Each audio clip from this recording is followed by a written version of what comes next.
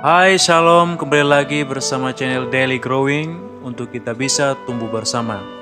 Hari ini kita akan membahas topik yang sangat menarik, yaitu bagaimana menjadi pria atau wanita yang berhasil dalam pekerjaan, dalam pelayanan, dan dalam keluarga.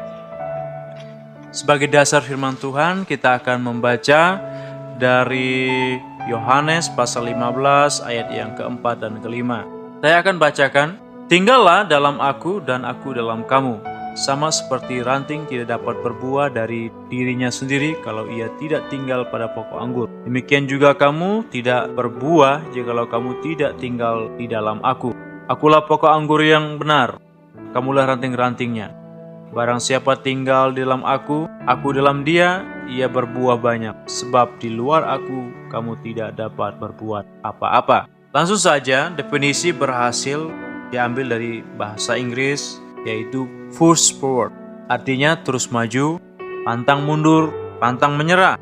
Kata push forward pakai dalam Alkitab Perjanjian Baru yang diambil Yohanes pasal 15, 4 dan 5, yang berkata bahwa di luar aku kamu tidak dapat berbuah.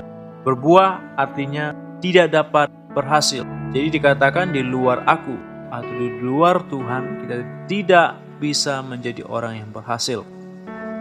Ingat, pengertian berhasil adalah pantang menyerah, pantang mundur, dan terus melangkah maju, terus melangkah ke depan. Kita akan gagal atau kita menjadi orang yang gagal ketika kita berhenti untuk melangkah maju. Nah, pertanyaannya, bagaimana caranya menjadi pria atau wanita yang berhasil menurut Alkitab? Namun sebelum lebih jauh kita membahas tentang bagaimana menjadi pria atau wanita yang berhasil, kita akan melihat faktor-faktor apa saja yang bisa menyebabkan kita gagal. Mengapa saya ingin membuat perbandingan supaya kita bisa paham dan mengerti bahwa ada faktor-faktor yang bisa membuat kita berhasil, tetapi ada juga faktor-faktor yang akan bisa membuat kita gagal. Saya akan bacakan dari Yohanes pasal 2 ayat yang ke-16. Sebab semua yang ada dalam dunia ini, yaitu keinginan daging dan keinginan mata serta keangkuhan hidup, bukanlah berasal dari Bapa, melainkan dari dunia. Segala sesuatu yang ada dalam dunia ini diinginkan oleh tabiat manusia yang berdosa, yang dilihat lalu diingini, dan yang dibanggakan. Semua hal-hal yang tidak berasal dari Bapa, melainkan dari dunia. Dunia dan segala di dalamnya yang diinginkan oleh manusia sedang lenyap, tetapi orang yang menuruti kemauan Allah tetap hidup sampai selama-lamanya. Terjemahan bahasa Indonesia masa kini. Terjemahan firman Allah yang hidup berkata demikian, karena segala perkara dunia ini, keinginan-keinginan jahat, kegilaan seks, keinginan membeli segala sesuatu yang menarik hati, kecongkakan yang datang dari kekayaan dan kebesaran, bukan berasal dari Allah, melainkan dari dunia ini. Dunia akan lenyap, tetapi segala hal yang jahat serta terlarang itu akan ikut lenyap. Tetapi barang siapa melakukan kehendak Allah, ia akan hidup kekal. Jadi ada 3 faktor yang akan bisa membuat kita gagal, yaitu kalau kita menuruti keinginan daging kita, kalau kita menuruti keinginan mata kita, kalau kita menuruti hawa nafsu kita, yaitu kecongkakan, kesombongan. Ingat bahwa segala hal itu akan lenyap, dikatakan oleh firman Tuhan. Apa yang tidak akan lenyap, yaitu ketika kita menuruti kehendak Allah, mengikuti kemauan Allah, kita akan mendapat hidup yang kekal. Nah, sekarang kita akan masuk kepada pembahasan bagaimana menjadi pria atau wanita yang berhasil dalam kerjaan, dalam pelayanan, dalam keluarga. Kalau kita ingin menjadi pria atau wanita yang berhasil, maka satu hal yang harus kita ketahui atau kita tahu adalah kita harus mengerti tanggung jawab kita. Dalam pekerjaan, kita harus mengerti apa tugas kita. Kalau kita tidak mengerti tugas kita, kita akan menjadi orang yang lambat dan lebih lambat dan tidak berhasil. Jadi saya ingatkan lagi, kalau kita tidak mengerti tanggung jawab kita, kita akan menjadi orang yang gagal. Begitu juga kalau kita sebagai siswa, mahasiswa, kalau kita tidak mengerti tanggung jawab kita, sebagai pelajar, contohnya belajar, maka kita akan gagal. Gagal mendapat nilai yang terbaik, gagal mendapat IP yang terbaik. Begitu juga dalam bisnis, dalam perdagangan. Kalau kita tidak mengerti tentang bisnis, tentang perdagangan, kita juga akan menjadi orang gagal, bahkan bisa bangkrut. Nah, hari ini saya mengajak kita, kalau kita ingin mengerti, kalau kita ingin menjadi orang yang berhasil, kita harus mengerti tanggung jawab kita. Apapun itu, kita harus mengerti. Ada dua hal yang harus kita ketahui hari ini, yaitu kita harus mengerti tanggung jawab kita secara rohani, kita harus mengerti tanggung jawab kita secara jasmani. Namun yang ingin saya tekankan, kita akan membahas apa saja tanggung jawab kita dalam hal rohani. Karena kalau kita mengerti tanggung jawab kita sebagai orang Kristen tentang tanggung jawab kita secara rohani, hal-hal atau tanggung jawab yang bersifat jasmani akan mengikuti. Jadi hal yang bersifat jasmani tidak akan saya banyak bahas, saya hanya akan membahas tanggung jawab kita secara rohani. Nah, tanggung jawab rohani ini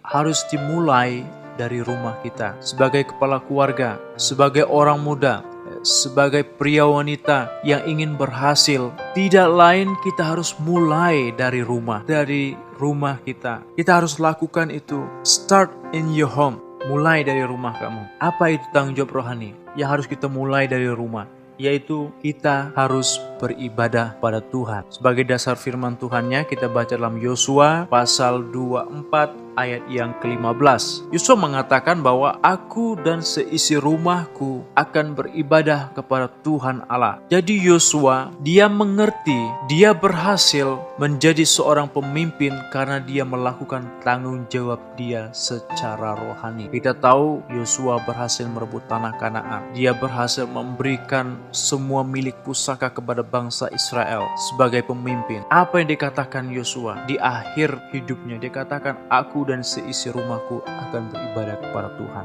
Apa itu ibadah? Ibadah bukan hanya kita datang ke gereja, duduk, menyanyi, memberikan persembahan, doa berkat lalu pulang. Ibadah tidak hanya sebatas hal begitu. Saya tidak melarang kita ibadah seperti itu. Tetapi lebih jauh lagi, lebih dalam lagi, ibadah itu diartikan adalah kehidupan yang saleh. Bagaimana kita membangun hidup yang saleh. Karena ibadah itu berasal dari bahasa aslinya dikatakan pasteo. Pasteo artinya adalah memberi hidup yang saleh. Itu konteksnya dalam Roma pasal 12 ayat 1-2. Persembahkanlah tubuhmu menjadi persembahan yang hidup, yang kudus dan yang berkenan kepada Allah. Jadi ibadah yang sejati, ibadah yang sesungguhnya adalah yang kita mulai dari rumah kita adalah kita mempersembahkan hidup kita, mempersembahkan waktu kita, mempersembahkan sesuatu yang berkenan kepada Tuhan. Itu adalah ibadah. Bagaimana memulai hari kita? Apakah kita sudah memulai hari kita dengan beribadah? Dengan mempersembahkan. Tuhan, hari ini saya ingin bergantung kepada Tuhan. Saya ingin mengandalkan Tuhan sepenuhnya. Tolong pimpin saya hari ini agar saya bisa melakukan kehendak-Mu. Ingat, kita baca tadi 1 Yohanes pasal 2 ayat yang ke-16 bahwa orang yang melakukan kehendak Tuhan akan hidup kekal. Jadi kita harus memulai dari rumah kita dengan cara apa? Beribadah. Memohon pimpinan Tuhan agar mengerti kehendak Tuhan hari itu buat kita. Itu tanggung jawab yang pertama. Yang kedua, kita harus memiliki persekutuan atau kita harus memiliki hubungan yang intim dengan Tuhan melalui doa-doa kita. Tanggung jawab kita sebagai orang Kristen, sebagai pria wanita yang ingin berhasil, maka kita harus mengerti bahwa tanggung jawab kita adalah berdoa. Berdoa artinya membangun persekutuan dengan Tuhan. Bukan hanya kita sekedar bicara curhat sama Tuhan, tidak. Tetapi kita membangun persekutuan dengan Tuhan, membangun hubungan yang dekat dengan Tuhan. Berhasil atau tidaknya hidup kita itu tergantung dengan siapa yang menjadi relasi kita. Kalau relasi kita adalah Tuhan Allah, maka saya yakin firman Tuhan pasti akan digenapi. Kita akan menjadi orang yang berhasil. Contohnya kalau kita bergaul atau kita memiliki relasi dengan orang jahat, maka kita akan menjadi orang yang jahat. Tapi beda kalau kita misalnya bergaul dengan Pak Jokowi, saya berikan contoh. Kita adalah sahabatnya Pak Jokowi. Maka segala sesuatu yang kita inginkan, yang kita ingin programkan, terus kita minta support, minta dukungan dari Pak Jokowi, pasti semuanya akan dilancarkan. Beda halnya ketika kita tidak kenal Pak Jokowi, terus kita minta bantuan dengan Pak Jokowi. Akan sangat sulit terrealisasi. Tapi ketika kita memiliki hubungan yang akrab dengan Pak Jokowi, kita kenal dia, dia kenal kita, maka dia akan mengerti apa yang menjadi kemauan kita. Jadi doa bukan hanya kita menyampaikan kata-kata yang indah kepada Tuhan, tetapi doa adalah kita membangun relasi. Ingat, berhasil atau tidaknya hidup kita tergantung apakah kita mengerti tanggung jawab kita. Kalau kita mengerti tanggung jawab kita, yaitu kita harus memiliki relasi dengan Allah, kita harus memiliki relasi dengan Tuhan, maka kita akan menjadi orang yang berhasil. Itu yang kedua, itu kita harus berdoa. Sebagai orang tua, sebagai kepala keluarga, sebagai anak muda, sebagai siswa, mahasiswa, kita harus berdoa. Yang ketiga, yaitu kita harus menanamkan nilai-nilai Kristus, atau kita harus mengajarkan, atau kita harus menerapkan, mengimplementasikan nilai-nilai Kristus dalam hidup kita. Ini khusus untuk orang tua yang punya anak. Ajarkan anak-anakmu nilai Kristus. Beritakan firman. Jangan pernah lalai, karena hal-hal yang mereka dengar, hal-hal yang mereka terima, itulah yang akan membentuk karakter seorang anak. Kalau ada banyak hal di luar sana yang dia terima, yang dia tangkap melalui pergaulan, melalui sahabat-sahabatnya, maka itulah yang akan menjadi karakter anak tersebut. Tetapi kalau kita menanamkan, mengajarkan nilai-nilai Kristus, maka anak-anak kita akan menjadi anak-anak yang mengikuti standar-standar firman Tuhan. Kalau dia mengerti standar firman Tuhan, sebagai anak muda dia akan melakukan pergaulan yang baik, bukan pergaulan yang buruk di luar sana. Bahkan dia akan mampu untuk menjadi berkat bagi orang di luar sana. Jadi, kalau kita ingin menjadi pria wanita yang berhasil dalam pekerjaan, dalam pelayanan, dalam keluarga, kita harus mengerti. Dimulai dengan kita harus mengerti tanggung jawab secara rohani. Kita harus beribadah kepada Tuhan, kita harus berdoa, kita harus mengajarkan nilai-nilai Kristen. Bagaimana cara kita mengajarkannya? Tidak lain kita harus baca firman Tuhan. Harus kita sukai, harus kita senangi, renungkan siang dan malam, kata firman Tuhan. Maka kamu akan berhasil dan beruntung. Itu janji Tuhan. Maka saya sangat yakin bahwa kalau tanggung jawab kita secara rohani kita lakukan, tanggung jawab yang jasmani akan mengikuti. Filipi pasal 4 ayat ke-19. Bahwa Allahku akan memenuhi segala keperluanku menurut kekayaan kasih karunia-Nya. Janji Tuhan katakan, kalau kamu merenungkan firman-Ku siang dan malam, kamu akan berhasil dan beruntung. Jadi sekian Daily Growing hari ini, supaya kita bisa tumbuh bersama. Saya harap kita semua memulai hari kita hari ini dengan mengandalkan Tuhan. Tuhan Yesus berkati. Sampai jumpa. God bless you.